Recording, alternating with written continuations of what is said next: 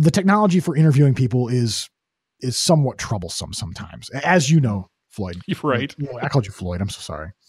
I have a coworker named Floyd. I've been called worse.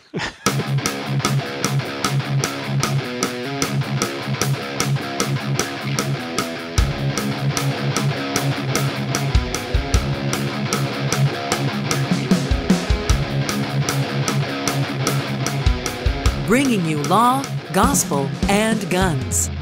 Welcome to Armed Lutheran Radio.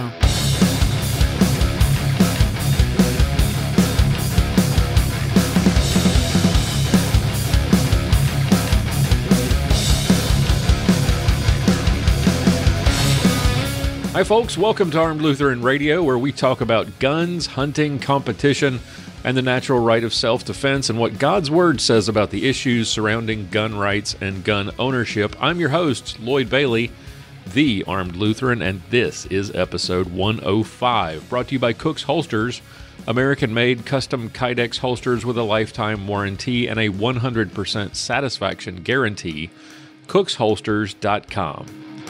Well, welcome once again. Hope you had a great week. Thank you for making Armed Lutheran Radio a part of your day. I really do appreciate it that you're taking the time to. There's so many podcasts out there, and the fact that you're taking time to listen to ours, we really do appreciate that.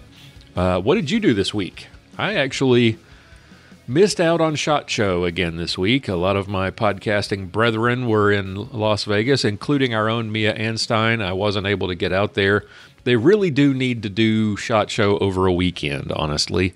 Getting away for, 3 or 4 days in the middle of the week is kind of tough for me, and with my work and family obligations, so wasn't able to make it. Mia Anstine was there, and I'm hoping she'll have lots of cool stuff to tell us about when she gets back. I've already seen some pictures and videos of some cool things she found, so hopefully she'll be reporting on that. I actually got to do some dry fire. I made some ammo this week. Holy cow. Hadn't done that since November. Got a few projects back from Salina Gun Club, my local Cerakote shop, and they did a really cool Cerakote job on my Rock Island 1911 22 TCM. I posted some pictures of that on Facebook on Friday. Been a busy interview week, busy media week. I did an interview with Matthew Disher of the American Guns podcast, talking about guns and Christianity. That episode was released on Thursday.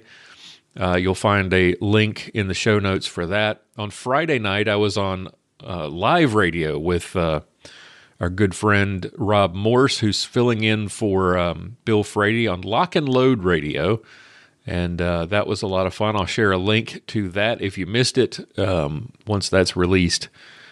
In podcast form, I'll give you the details.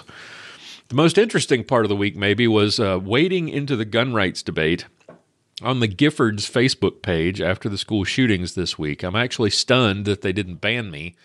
Moms Demand Action drops the ban hammer if you even dare to disagree in the slightest. But I got a lot of points in, and I never got kicked, maybe because I didn't go in swinging with both fists. I wasn't calling people names. I actually presented facts and pointed out areas of agreement.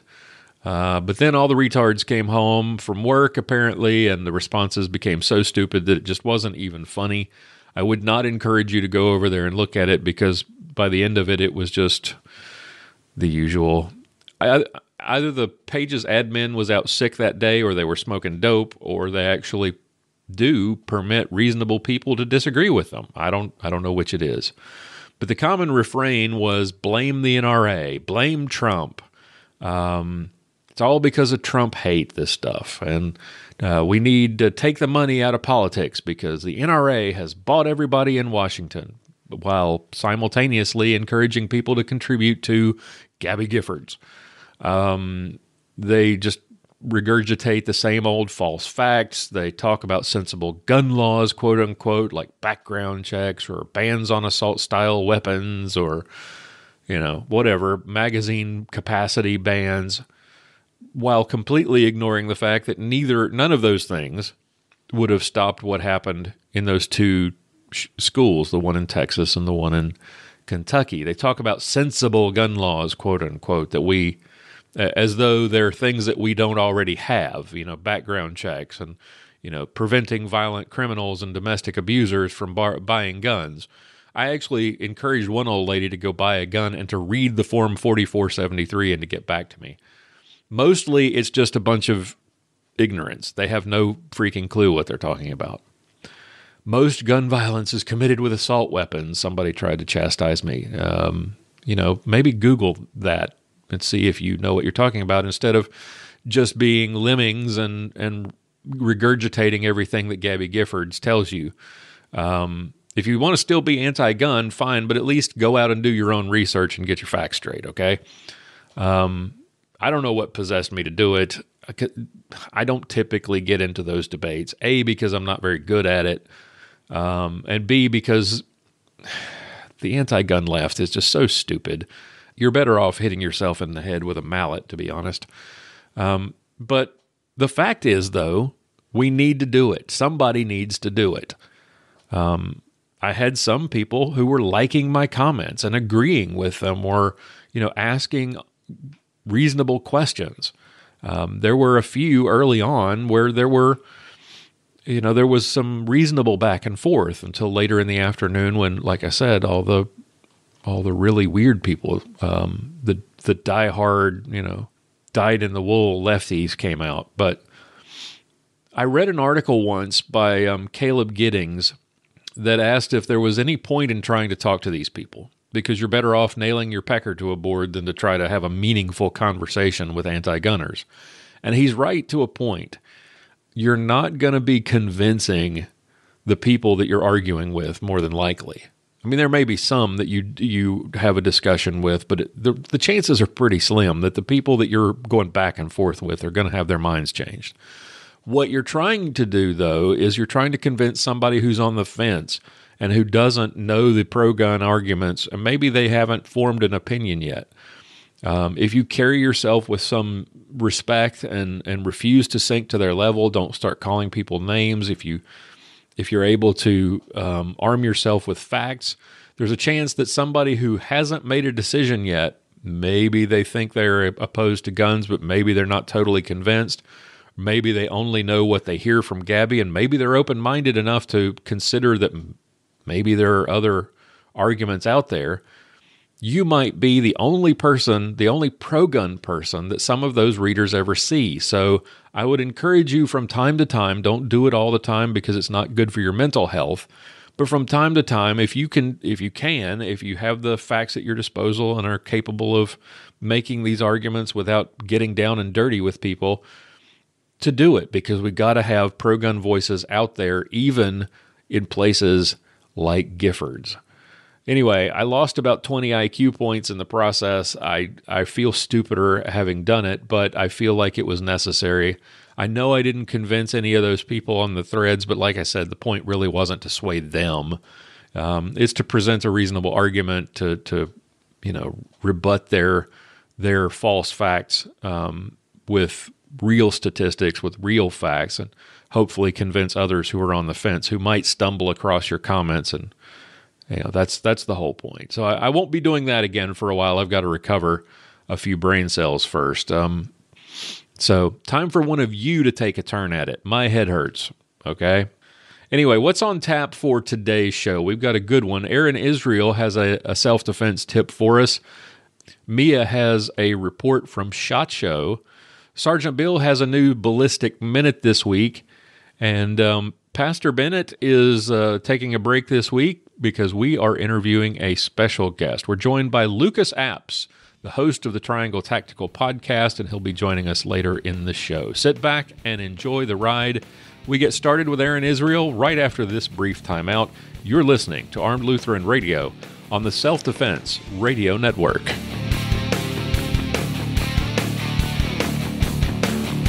Guys, let me take a moment to talk. I want to get a little serious here for a moment. Something really important that you need to consider if you carry a firearm for self-defense. You need to consider legal protection, because if you end up in a fight that ends up resulting in you having to discharge a firearm, even if you don't discharge your firearm, Go back and listen to my interview with Paul Lathrop a couple of years ago. Listen to my interview with Marcus Weldon last year.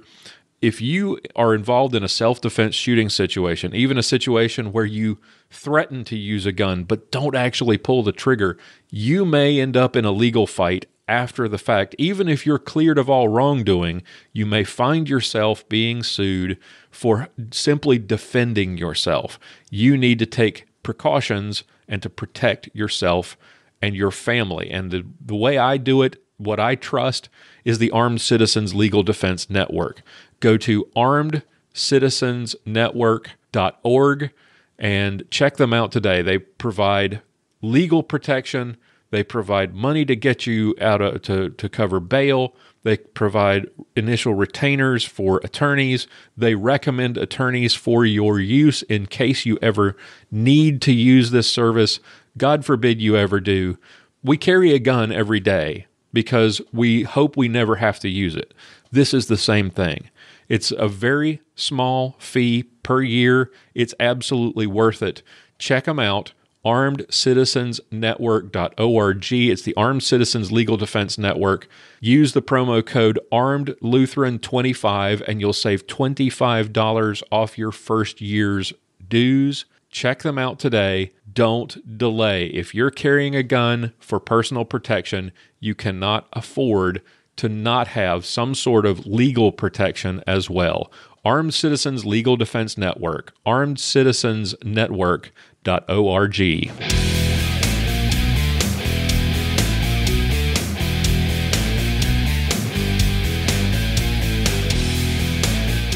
It's time for this week's self-defense tip from Aaron Israel of Fundamental Defense.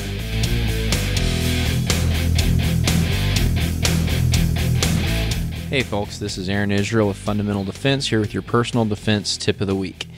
Did you know that the place that you're most likely to get shot that you probably go to all the time if you're a gun owner is the gun range? I see more stories about accidental shootings, negligent discharges, suicides, that sort of thing at gun ranges than I do of anywhere else in the public space. So you are in more danger of being shot by someone when you go to a public gun range than you are at any other time in your concealed carry lifestyle.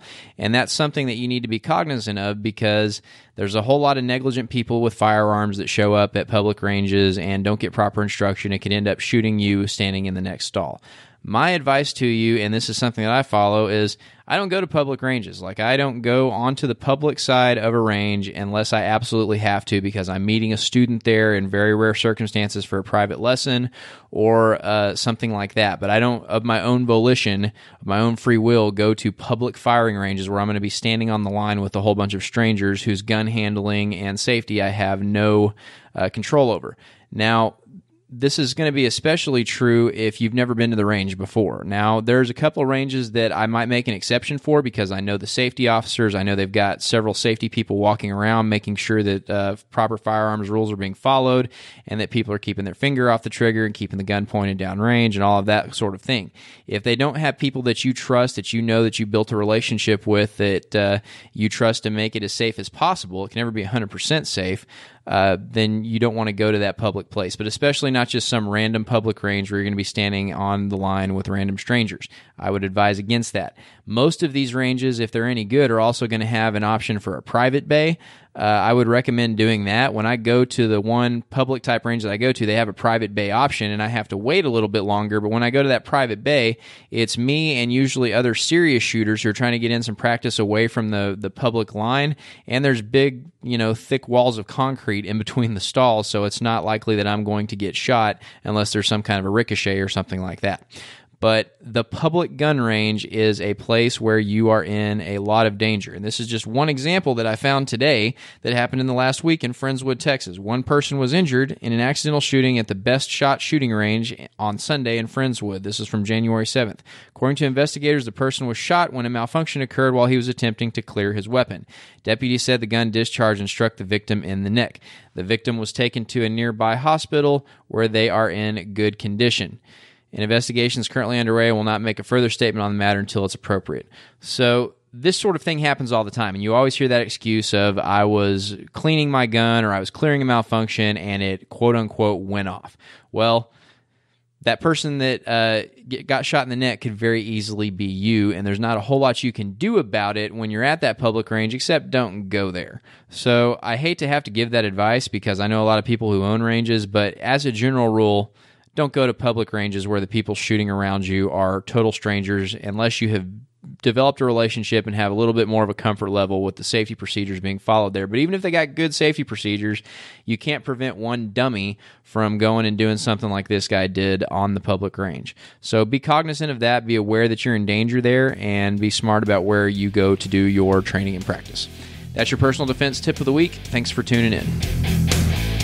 Aaron Israel is a Personal Defense Network contributor and owner of Fundamental Defense.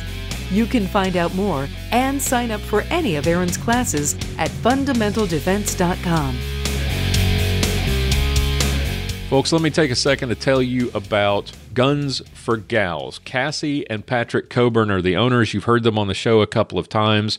This is a unique shop designed specifically for women. It is what they call a firearms boutique.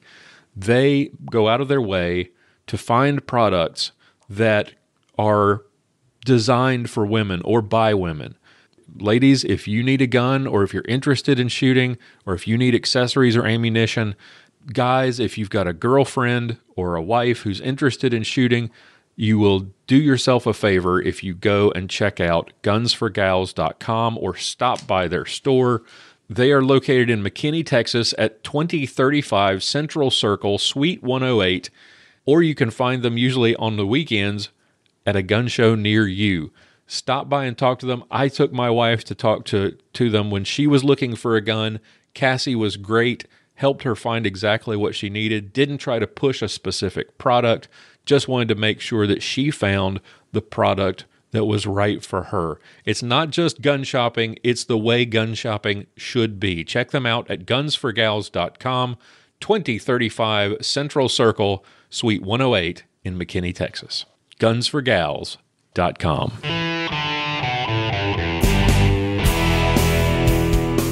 Up next, it's Mia's Motivations with Mia Anstine. Okay, guys, so we're here at the Colt booth at SHOT Show 2018, and I'm pretty excited because last week we talked about 38 Special, and I've got Darren Scott here, and he's going to tell us about the Cobra. Fantastic. Well, welcome to SHOT 2018. Want to talk a little bit about the Colt Cobra. We introduced last year at SHOT Show the Colt Cobra in 38 Plus P. It features an all stainless steel frame. It has fiber optic night sights, 6 shots, both single action and double action. We also moved the grip back and enlarged the trigger area so it could be used with gloves or larger hands. And it has a Hogue wrap rubberized grip to it, so great for a day at the range, very comfortable shooting. But what we have new for this year, introducing at SHOT 2018, is the Night Cobra. And building off the success of the Cobra introduced last year, this features an all-blackened DLC finish, highly durable, much like Iron Bond. Additionally, we feature a night sight, and we've now bobbed the hammer. So we've removed the spur on the hammer, and this revolver is double action only. Okay. And then really the final feature is the G10 VZ grips. So unlike the rubberized Hogue grips, the VZ grips are a little smoother and less rubberized and better for a conceal or backup situation, less likely to print under clothing, so more of a concealed type pistol. So again, very similar in design, both 38 Plus P, but doing very well for us. We're very excited about the introductions of this year's Night Cobra. Very cool. I've always been a fan of revolvers and the Colt guns. We were with Maggie Reese at She Never Quit this last September, and she actually helped me with my grip for the smaller revolvers, and now it's just like you can hit everything. So I love it.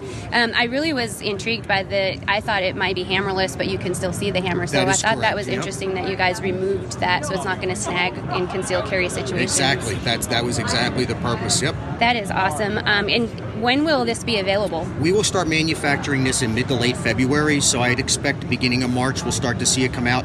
Based on show interest, I would imagine there'll be a number of months that there'll be high demand with not quite as much difficult supply, to but find. much like the original Cobra, to get better throughout the year. Yeah, excellent. Well, thank you for your time. I appreciate you chatting. And, Absolutely. We'll see you probably next year at the show. You got it. Thank you. You can read more from Mia and watch her YouTube videos at miaanstine.com. Hey folks, just wanted to take a minute to talk about our membership site. It's the Reformation Gun Club. Check it out today at gunclub.armedlutheran.us. It's where we put exclusive content. If you want to hear audio that was never released on the podcast, if you want to listen to individual segments, if you want to hear extended versions of our interviews with all the special guests that we've had on the show, if you want to hear extended versions of Clinging to God and Guns, it's as little as $15.17 per year, that in honor of the 500th anniversary of the Reformation. You get access immediately to all of the great content. If you go to the website, gunclub.armedlutheran.us, some of the buttons that you click there, the segments buttons and the select your plan button, those are, and the different contributor buttons, those are going to take you over to Podbean, where all of our content is hosted. They handle all of the signups as well, so I know some people have had questions and been a little confused. Don't be. That's where it all takes place. Podbean handles all of the hosting, and it just makes it a lot easier for us. You get members-only discounts if you sign up today. You get discounts from Cook's Holsters. If you buy through the Armed Lutheran shop, you get discounts on Armed Lutheran swag. You get discounts from Easy to See Targets, Aaron Israel's training classes, Talon gun grips, Dowtech Force, where I get all of my gun belts. You get a basic firearms trust package from $199 Trust for just $59. You get a 10% discount from the Gun Box gun safes. I have one sitting on my desk right here. You will love it.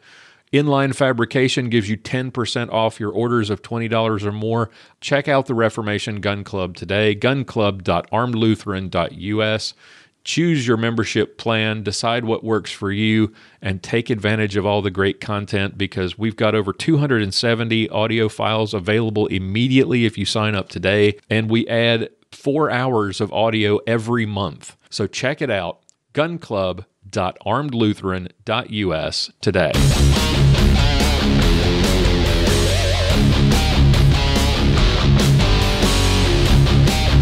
Time now for another Ballistic Minute with Sergeant Bill Sylvia. I'm Sergeant Bill. This is your Ballistic Minute. Today I'm going to talk about transitioning to a new gun for the season. So I've been shooting Glocks mostly for the last 3 or 4 years in IDPA and the last year or so in USPSA. Mostly a Glock 34. And I decided this year I wanted to switch and try some different stuff. So I'm going to be shooting a couple of 1911s, one in 9mm, one in 45, and a Sig Sauer P226 in 9mm with a double single trigger. That's a double action, single action trigger. It means that the first trigger pull is a long double action pull similar to a revolver trigger pull, and then all the subsequent follow-up trigger pulls are a short, lighter, single action pull that's a lot easier to manage. I'm going to shoot the SIG mostly in USPSA production and the 1911s, and the single stack 9mm 1911 in IDPA's ESP or Enhanced Service Pistol division, and then the 45 1911 in CDP, Custom Defensive Pistol. Okay, so when you're transitioning to a new gun, or guns in my case, there's some things you got to think about in the off season before you get started. You got to do some preparation, you got to set up your practice, and you got to set up your gun and gear. Okay, so preparation. All these different guns with their different triggers, and the controls are slightly different, and different magazines and this and that, you've got to figure out how they work. And what I mean is, you've got to figure out how to manipulate them. Okay, so a 1911's obviously got a thumb safety on it, and you need to figure out how you're going to, draw the gun out of the holster and then use the thumb safety in a safe manner, which means don't take the safety off until the gun is pointed down range on, at your target or as you're pressing out. Now, with its single action trigger, it's pretty simple. It's short, it's light, it's not very hard to manipulate. It's pretty easy to get used to. But the drawback is single stack guns like a 1911 have a single stack magazine. So unlike a double stack magazine like a Glock or even that SIG 226, the magazines are tapered at the top, so it's a little bit easier to get into the mag well when you're doing a reload. So what I did was I've put mag wells on both of my 1911s so that kind of opens it up a little bit more and gives me a little bit more wiggle room to get that magazine inserted.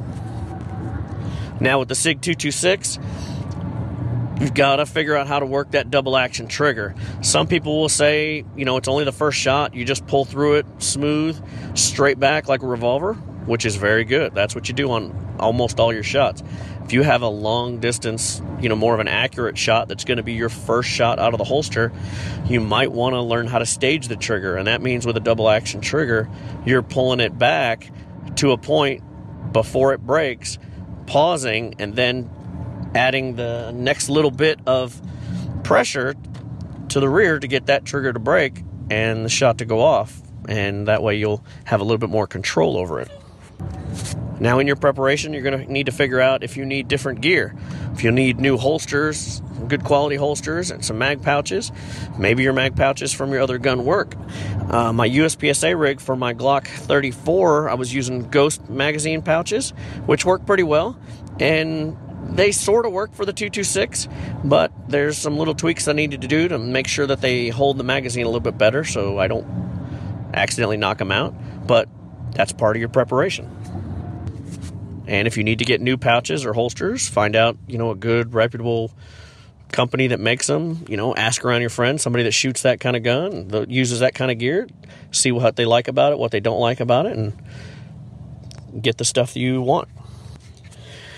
Now, for IDPA, you really only need about 3, maybe 4 magazines. With the 1911s, you're going to have to use a Barney mag to load because in both of the CDP and ESP, the 10-round and 8-round division, the magazines that I have for those guns, that's all they hold. So you'll need an extra magazine to load off of and then to top it off with a full magazine. I like to make sure I have several magazines. Shooting USPSA for my single stack rig, I have 6 mag pouches plus the one that's in the gun, so that's 7 magazines. I usually like to have about 10 magazines, mostly for practice, but if one of them's not working or starts having issues or gets nasty and I can't clean it in the middle of a match, I can just toss it in the bag and grab another one. Now you'll also need to make sure that your sights are zeroed in.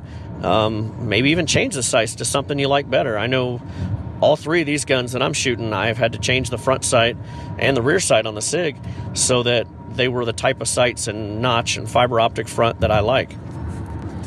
Okay, so moving on to practice. In dry fire and live fire, you need to figure out those manipulations and how you're going to, use it to dry fire. So the SIG 226 is the one that has the biggest issue. So the double action trigger, once you pull the double action trigger, if you don't cycle the slide, it's going to reset back to a double action trigger. What most people do for dry fire with a double single gun like that is they'll draw, and the first shot dry fire will be they'll pull the double action trigger, and then they'll release the trigger part way and simulate it resetting and just pull it on the dead trigger repeatedly for follow-up shots. That takes a little getting used to. Now with the 1911s, once you pull the trigger, the hammer's going to drop and it's going to be a dead trigger, but it does have a little bit of movement, so you can still kind of simulate, pulling the trigger each time in dry fire. So it's kind of like when you're dry firing a Glock, you pull the trigger and it has a dead trigger after the striker releases. There's tricks to it. I used to take a small piece of a business card or a paster folded up and put it between the breech face and the barrel hood so that it would put the Glock slide just slightly out of battery and give you sort of a trigger. It had movement, it had a little bit of weight, but it wasn't really like the actual trigger, but it was better than a dead trigger to practice dry fire with. Now with that single stack 1911s, you're going to want to really practice up on your reloads, because the single stack magazine's a lot more difficult to do a reload with. Now, granted, I have a Dawson Magwell on my 9mm gun, and it makes the mag changes a lot easier, but still is going to take a little practice to get used to doing it with the new gun. All right, I kind of touched on it before, getting all your gun and gear squared away. Make sure your sights are zeroed. Make sure they're the sights that you like, so that, they're a lot more comfortable. Most of my competition guns have the same sights set up. They have a wide rear notch, usually blacked out, with a thin front post with a fiber optic rod in it. If your gun doesn't have adjustable rear sights, it might take some working to, get a front sight that's going to have your point of aim and point of impact where you want it. I like to have my gun zeroed at 20 yards, so I got sights for my 226. The initial front sight that I got from Dawson was having me shoot 3 or 4 inches low, so I had to go to their website and do their sight math and figure out, what I needed to do to get the proper sight to have it hit where I wanted.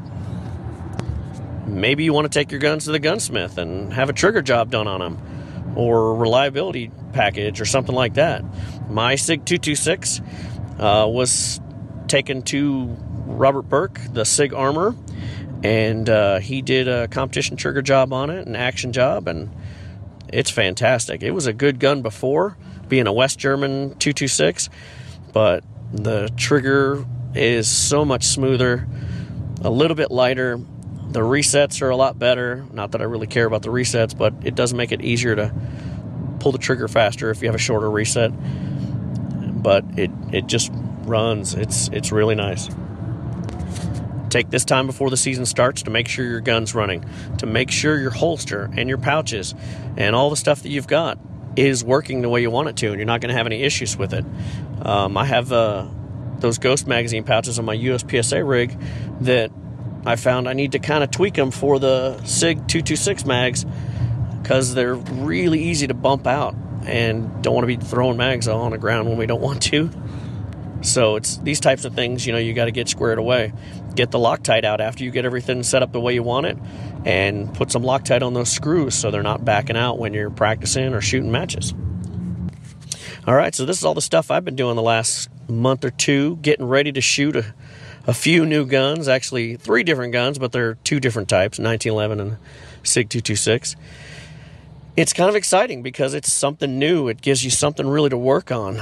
I'm trying to make those dry fire and live fire drills and trying to reach the goals that I had with my Glock 34. And it gives me something to work on. And it's, like I said, new and different. So don't be afraid to try a new gun. Remember, if you're shooting for self-defense and that's what you want to do it. Practice with that nonstop, and shoot, competition with it too, so that you'll be as good as you can with it. But if you have a gun that's just for competition, it's just for fun, that's why they're called shooting sports. They're supposed to be fun. Try something new, have fun with it, keep on practicing. I'm Sergeant Bill. This has been your Ballistic Minute.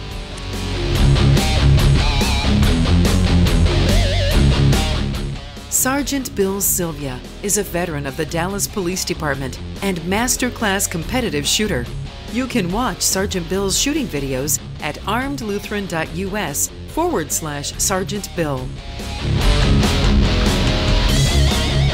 Hey, if you need a good holster, let me take a minute to tell you about my good friends at Cook's Holsters. If you've got a need for a holster for a carry gun, for competition, for a day at the range, check out Cook's Holsters at cooksholsters.com. They're American-made Kydex holsters, custom-made for your specific firearm, with a lifetime warranty and a 100% satisfaction guarantee. And trust me, they stand by that guarantee. I know because I've seen it in action. Great people. You've heard Bob Cook on the podcast a couple of times over the last couple of years. He usually comes in at the end of the year on our Christmas show and talks about what's new for the coming year. He makes a fantastic product, and you will not be disappointed. Trust me, I have been using their holsters for years. I started I found them when I started doing reviews of holsters back when, in the pre-podcast days, back when I was blogging. I love the product, and I trust it with my own life. You should give them a shot as well. Check them out at cooksholsters.com. Use the promo code ARMEDPODCAST and get 10% off your order. Check them out, cooksholsters.com today.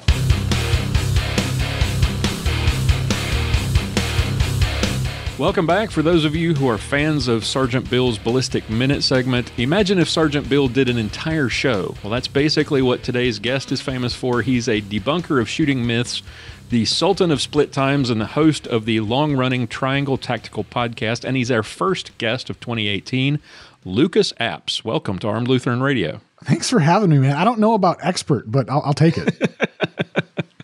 Well, it's an honor to have you here. I can't believe Sergeant Bill and I are both big fans of the show, and I don't know why we haven't had you on sooner, but I'm glad you're here. I'm happy to be here. All right. So for those who are not regular Triangle Tactical listeners, give us a little background. You're from Raleigh, my home in North Carolina, my home state, but you certainly don't sound like a Tar Heel. So how did you end up in the Research Triangle? I grew up in northern Michigan and did all the rural northern Michigan stuff, everything, hunting, fishing. I was a Boy Scout. I was in FFA. I was in 4-H, and all that kind of rural outdoorsy stuff that you do when you grow up in northern Michigan.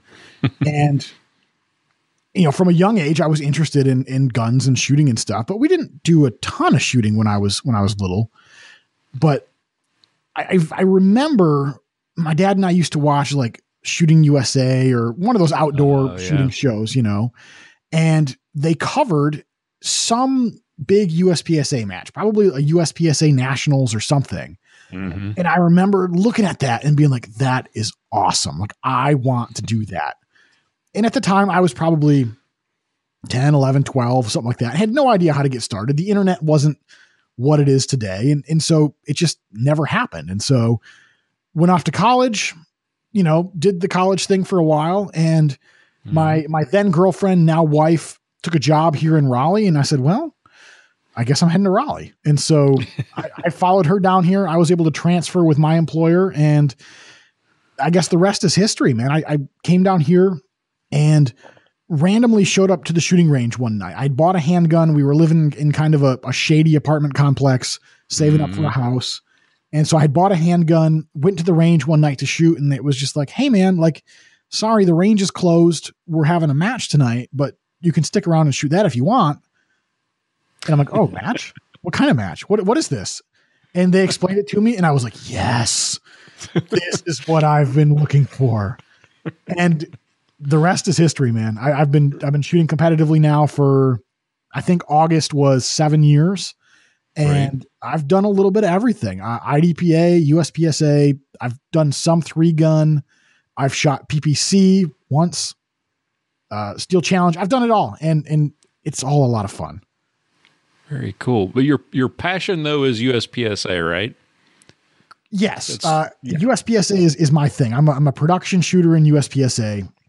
I'm trying to make master this year, but I really enjoy IDPA. I have, and one of the things I talk about a lot on the show is some of the foibles of IDPA, in my opinion. And, but I want to shoot IDPA. I'm a concealed carrier. I'm very interested in the defensive aspect of shooting, and I want to like IDPA. We all do. Yeah. They're making it hard, but we all want to. I think the most recent stuff is getting a little bit better. I do too. I'm even not so upset anymore about the 1 second per point thing anymore. That actually has not bothered me as much as I thought it would. It makes the game profoundly different as a USPSA shooter. When I go to an IDPA match, I have to really, it's like staying in 4th gear, and in USPSA I can shift into 5th gear, and I can't do that in IDPA anymore. It's like I'm stuck in 4th gear all the time. That's kind of the way I look at it. You can't outrun your bad shooting anymore. Correct. Well, compare and contrast the three. What do you like about each of those disciplines that you have competed in? What unique thing about each one do you really like? I like USPSA because it is straight up drag racing with guns. Mm-hmm. There's no questionable tactics. There's no tactics at all. It is you start here and you shoot all the targets as you see fit. Mm-hmm. And I really like that just racing aspect. And so that's kind of why I've migrated there. I like IDPA, shorter stages, which is great for folks who want to come out with like their carry gun. So if it's if somebody's a concealed carrier and they've got a Smith & Wesson shield, well, you've only got to have 18 rounds to get through an IDPA stage. Right. Most of the time, less than that. And so you can come out with your shield and have a really good time in IDPA, and you can't really do that in USPSA. Right. You could, legally, it would be legal for a division, sure, but you're going to have like 20 magazines to do a 32 round stage, So that's the thing. But I really like USPSA for that aspect. And I like IDPA because it's a great way to get folks started. The scoring's easier to understand. I shot USPSA for years before I even knew what hit factor meant. It's confusing. And so IDPA is great for that kind of simple stuff for people who are just looking to get started or just looking to come out with their carry gun and put some of their skills to the test. And I really like that. Yep, I would agree. I haven't tried USPSA yet, but Sergeant Bill keeps pushing me, keeps wanting me to come out, so I might try it. I know it won't be very good, but I'll still have a good time. That's the best thing about the shooting sports is you don't have to be very good. You can go out and I hear from folks all the time. They say, well, I only compete against myself. And I do take some issue with that, but it's a good thing. As long as you go out there and you don't expect that you're going to win, because you're not, right? You're going to have a good time. Yeah, that was the big difference for me last year. Last year was a lot better, and I think it was just sort of all right, I'm just going to go have fun and not going to worry if I have a bad stage. I have a bad stage, big deal. And in previous years, a bad stage would completely destroy me because I would spend the rest of my match, bogged down, beating myself up about why I had a bad stage. And last year, I just said, to heck with it, and had a completely different year in terms of outcomes. So yeah, it's all, I think, mindset of don't think about trying to win, just go out and have a good time. Absolutely. What do you like about those two that you would change? What don't you like about those two? What would you do differently in USPSA if you could? What would you change in IDPA? Oh boy, I'm trying to think. I did an episode a while back called "If I Were King of the Shooting Sports," and I'm trying. Oh, well, to great! remember. That's your next question because I was going to ask you. I was going to ask you to build the Triangle Tactical Shooting Sports Association and come up with your own based on the stuff that you like. So what would I change in USPSA? I honestly, I think USPSA works pretty good the way things are right now. And there's some talk now of maybe the board of directors making some changes to production division. And a lot of us production shooters are terrified of that. And so I think if any, I think production division is pretty good the way it is. I don't know, man. I have a hard time coming up with something I'd really want to change with USPSA because every time you change something, there's always unintended consequences.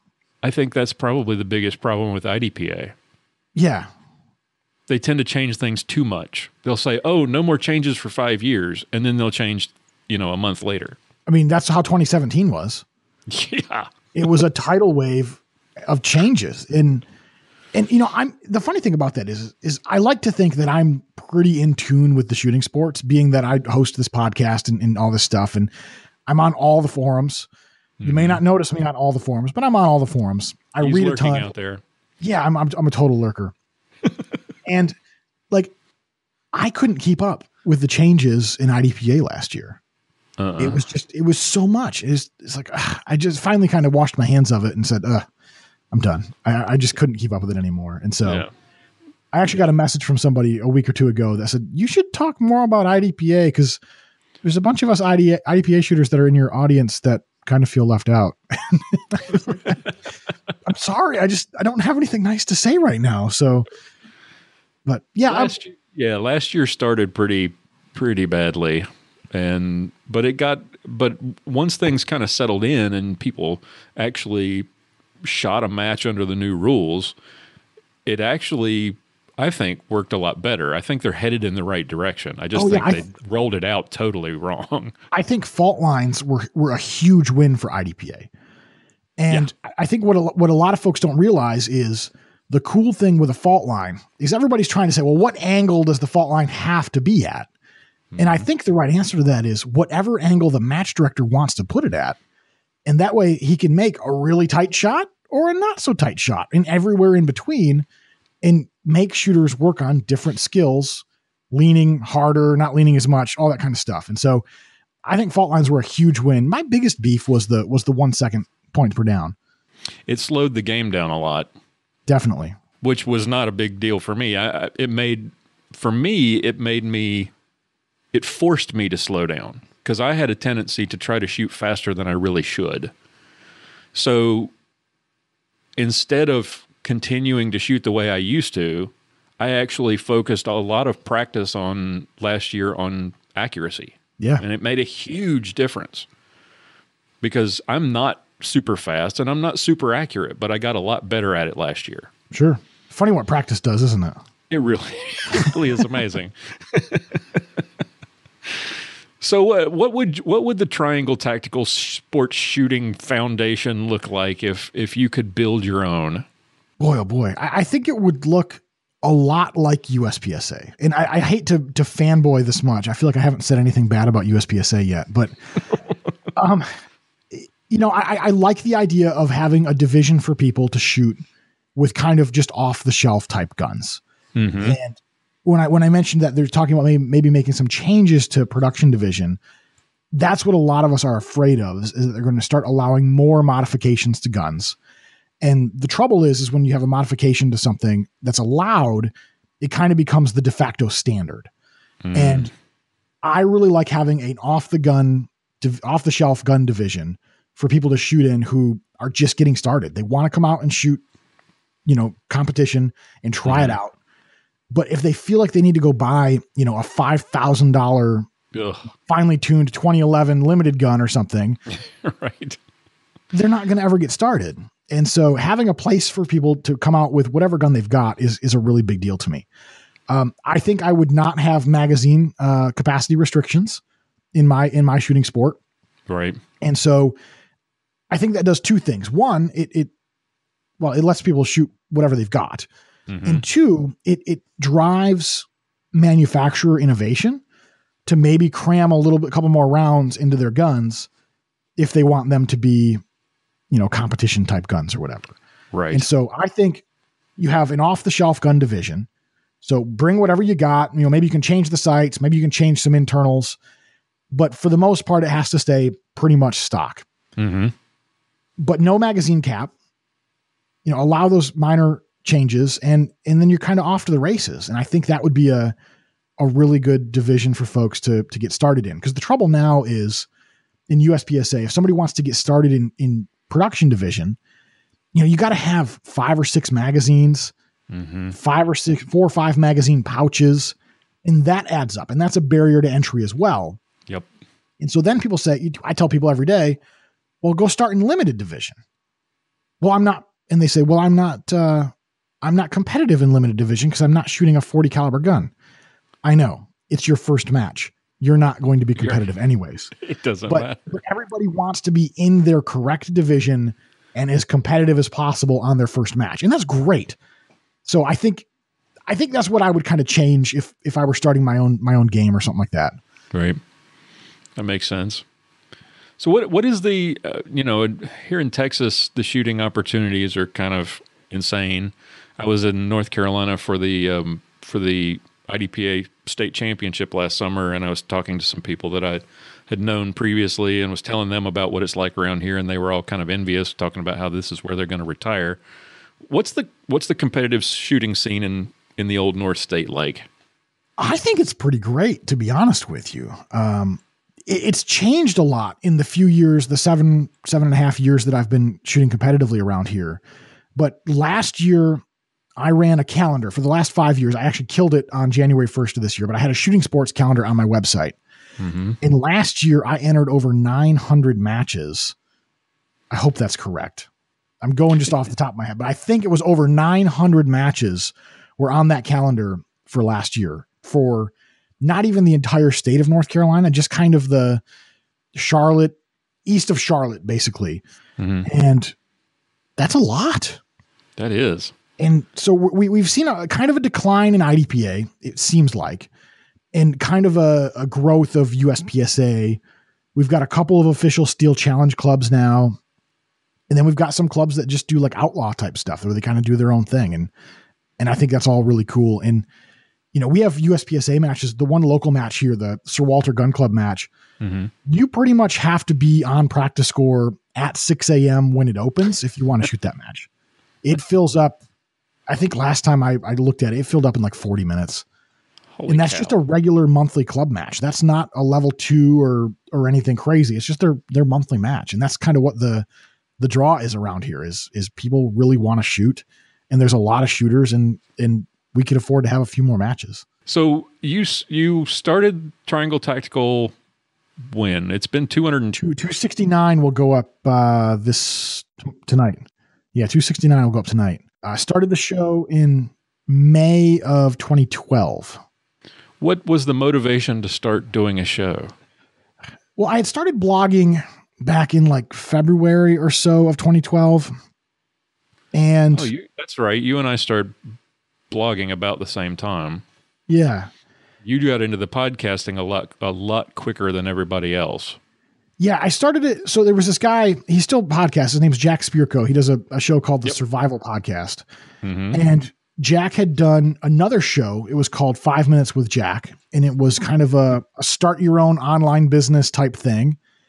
And I was listening to that. I had been blogging and he was like, and at the time he was recording his podcast in Dallas Fort Worth traffic, wearing a headset. And every show he said it was like his TDI diesel Jetta or whatever. And so he'd be talking about business stuff. And then all of a sudden he'd just be like, cursing people out in traffic. And it was interesting because it was so real, it was unscripted. It was real. And he gave really good advice. And so he kind of talked me through his podcast, starting a podcast. And so I did exactly that. I went and bought a headset and a little MP3 recorder. And I tried recording podcasts in my car on the way to work.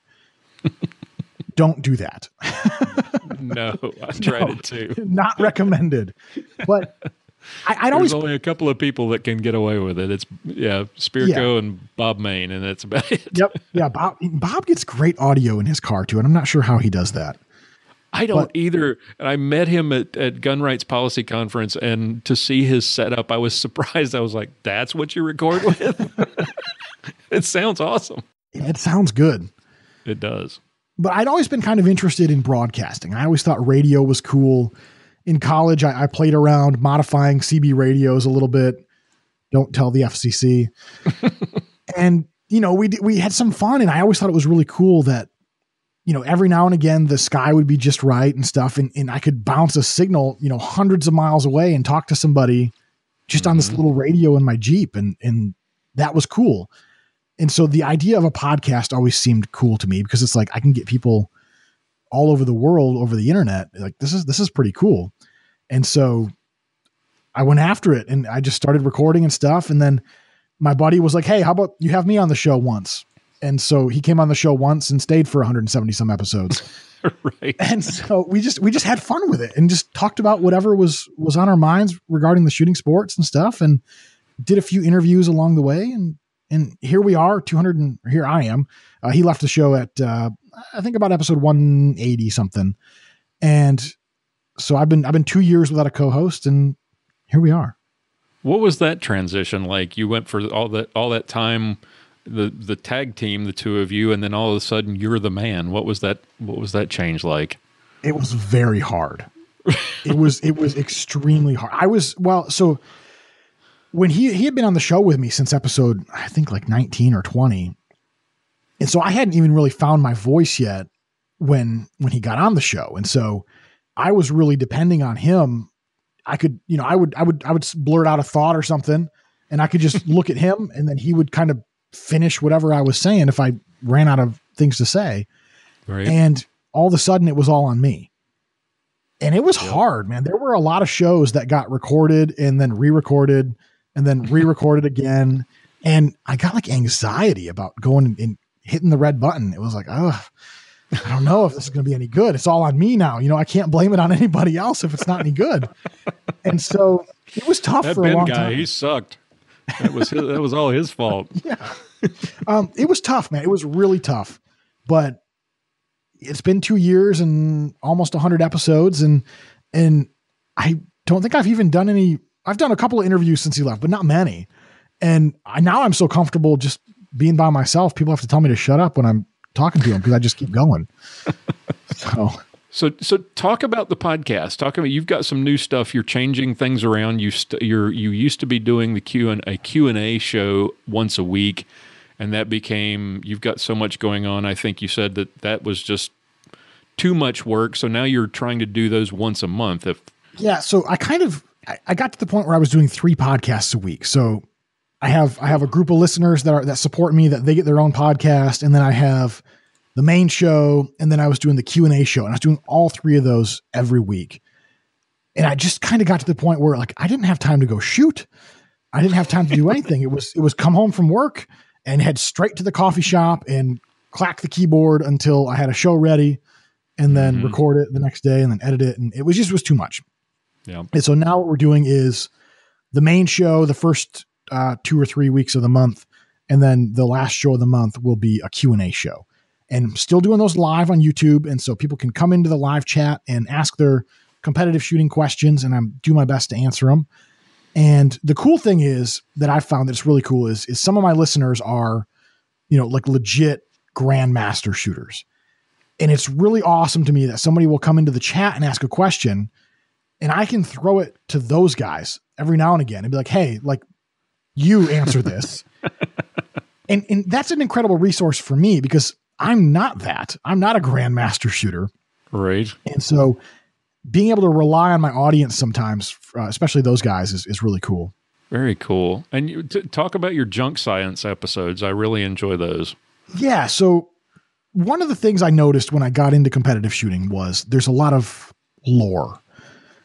And so the first one I remember was I started reloading, and I had been reloading with unique powder, and people were very mixed on that. Oh, unique's great, or oh, unique's terrible. And oh, it's good for 45, but you shouldn't use it for 9mm. They told me all kinds of stuff. And so I started shopping for powder, and I bought this big 8-pound jug of bullseye powder. And literally every person who I mentioned it to, oh, you can't load with bullseye. That stuff's junk. It's the dirtiest powder you'll ever use. It's just terrible. And it was everybody. Like, I bet I had 50 different people tell me that it was garbage powder. And so I started reloading with it, and I'm like, it meters really good. It fills a good part of the 9mm case. So if it double charges, it'll overflow, which is a big thing for me because I'm terrified of a double charge. Oh yeah. And like, it didn't seem really any dirtier than anything else I've ever loaded with. And I got to thinking, like, how many people out there just repeat these things when they hear them without ever actually knowing if what they're saying is true. And so a while back, I did one episode of the show, and I forget what even the first junk science show was, but I think it was don't draw to steel. You hear that at matches. If you come to an array, on your first target, don't draw to the steel target, draw to a paper target, and then shoot the steel. And so I debunked that. Guess what? It's exactly the same amount of time. It doesn't matter. Doesn't make any difference. Yep. And then you hear things like, well, if you're a production shooter and you're shooting minor power factor, it never makes sense to shoot targets on the move. It makes more sense to post up and shoot targets and then run to your next position. So we tested that, and it actually makes a lot of sense to shoot on the move.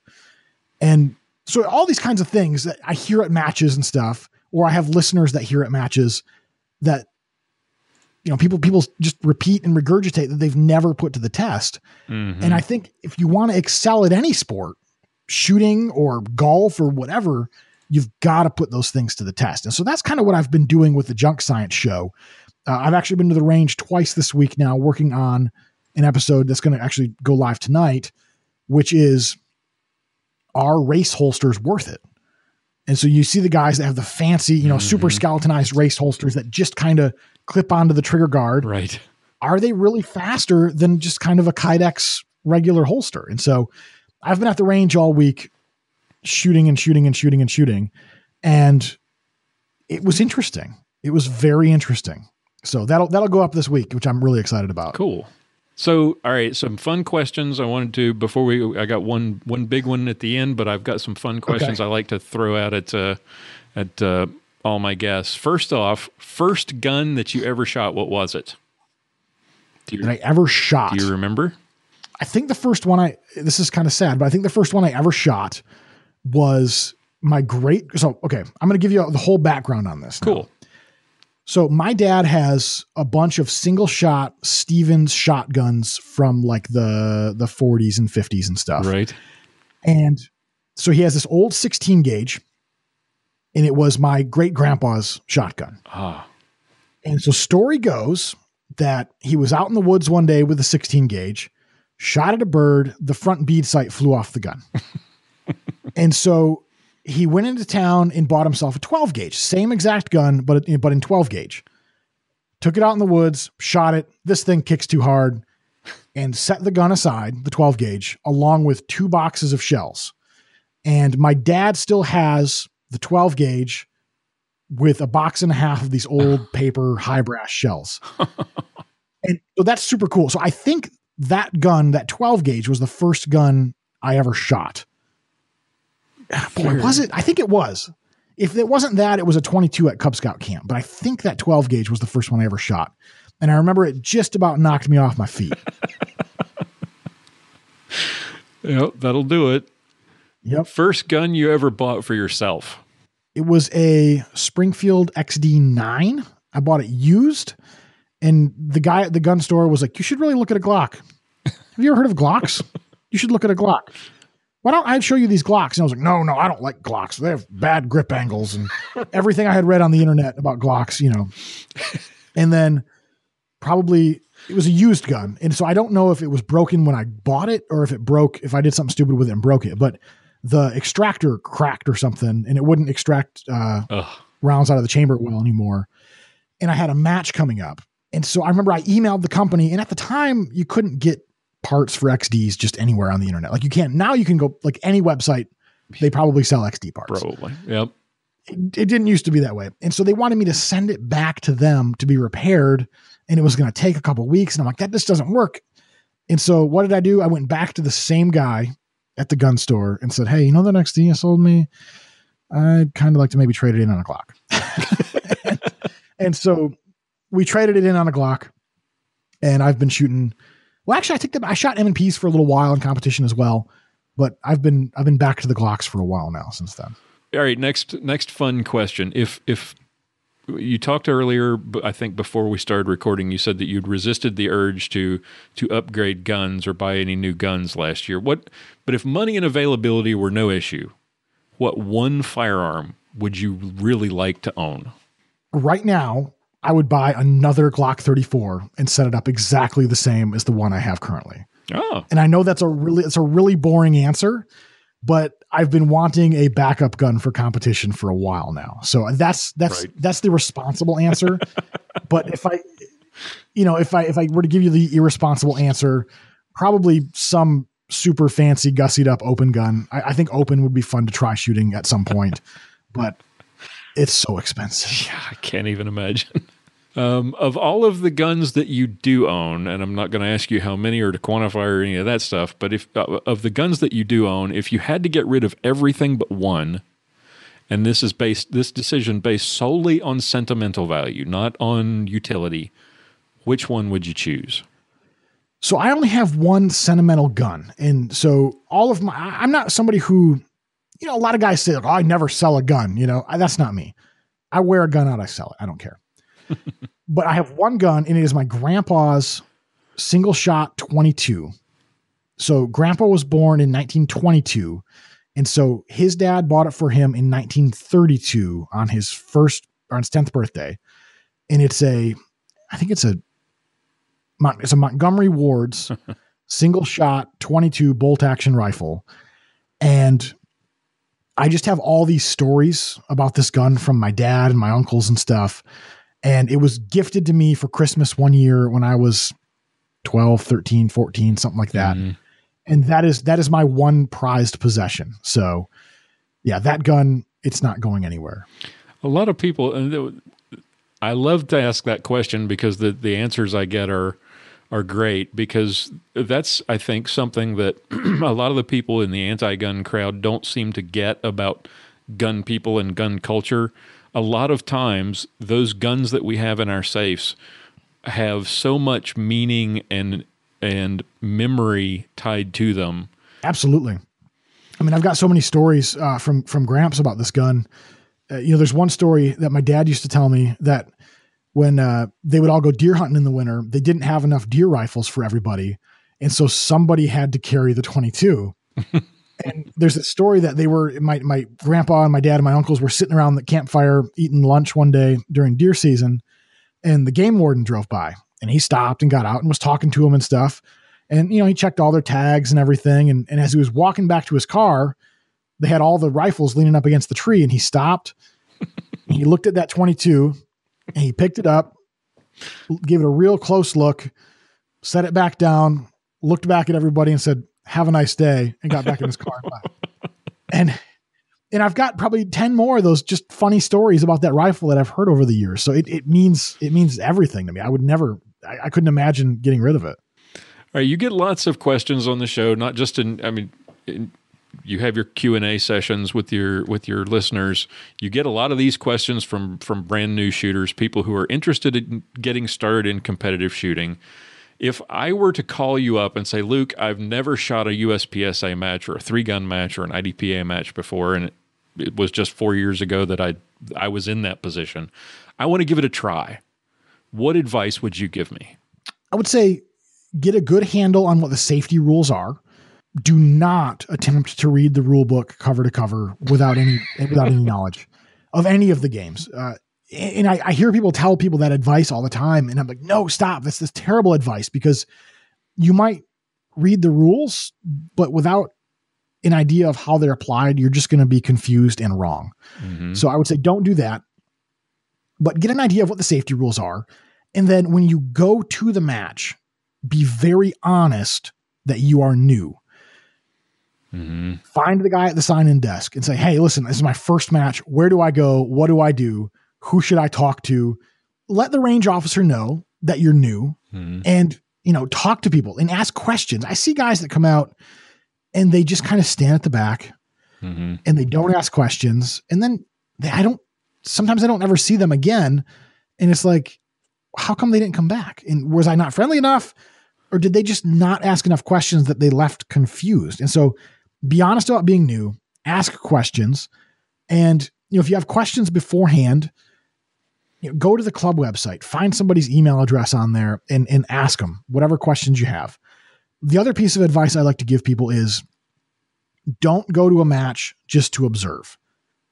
And if you do go just to observe, bring a gun and a holster and ammunition and magazines and everything you need to shoot with you. Because chances are, after you watch 2 or 3 shooters shoot, you're going to say, "I really wish I'd have brought my stuff." Mm-hmm. So bring your gear. And if you're not comfortable shooting, then that's great. It didn't take any extra effort to bring your gear with you anyways. Right. But chances are you're going to watch a couple people shoot and you're like, "Man, okay, I wish I had done that." So, and the last thing is, don't go buy a bunch of junk beforehand. Mm-hmm. I see this a lot. Guys will go to the local tactical gun store and they'll buy, 5 or 6 double mag or 3 or 4 double mag pouches from whatever brand they had on the shelf, a drop leg holster thing that straps all around them with nylon webbing and stuff. And that's not what you want for competition. But without really being inside of competition, you don't notice the difference and the reason why people use this holster versus that holster. Even though they might look similar, there's definitely a reason why folks use the gear that they use in competition and don't use other stuff. So don't go buy a bunch of stuff. Chances are, as long as you don't have a gun that's some really strange off the wall thing, I mean, you roll up to a match with a 9mm Glock or an M&P or most CZs, you're going to be able to borrow enough stuff to shoot. And so I tell people, get a decent safe holster and make sure you've got a good safe gun and a couple of magazines, and you're pretty much good to go to shoot your first match just about anywhere. Yep. So for anybody who's interested in learning more, where do they find out about the Triangle Tactical Podcast? Yeah, so the podcast is everywhere you get your podcasts, iTunes, Stitcher, all those places. But the home for everything is at my website, which is triangletactical.net. And all the subscribe links and stuff are over in the sidebar and all that. So, yeah.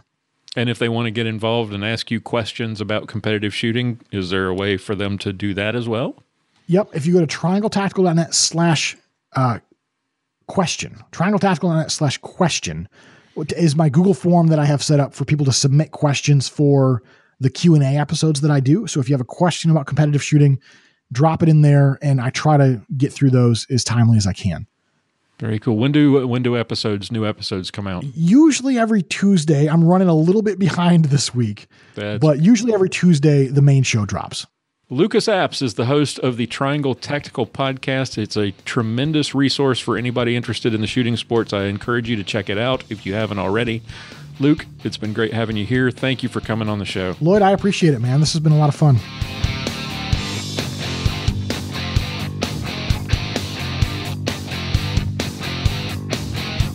And that's going to wrap it up for this week's show. Thank you all for listening, for downloading, for subscribing.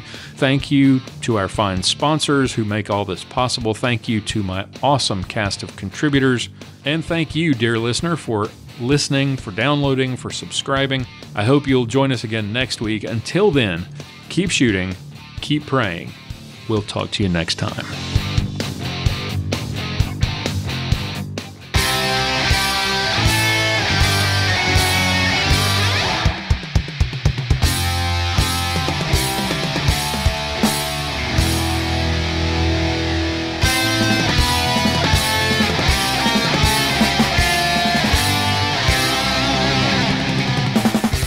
Thank you for listening to this episode of Armed Lutheran Radio. For show notes, be sure to visit our website at www.armedlutheran.us. You can subscribe to this podcast on iTunes, Google Play, Stitcher Radio, and TuneIn. This podcast is made possible by Cook's Holsters and contributions from listeners like you.